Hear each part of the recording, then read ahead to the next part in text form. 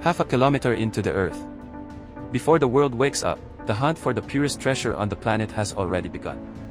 This is where a billion-dollar journey starts, with rock. We don't search for gold. We interrogate the Earth. Every rotation, every inch deeper, is a question, and the mountain is about to answer. For millions of years, this rock held its secret. It takes just 8 seconds to break it. Controlled chaos. To build value, you must first destroy. Machines the size of buildings. Power that can move mountains. In one scoop, enough earth to hide a fortune, and we take it all. For 100 tons at a time. These giants never stop. They carry not just rock, they carry the future of wealth itself, from the darkness of the pit to the gates of transformation.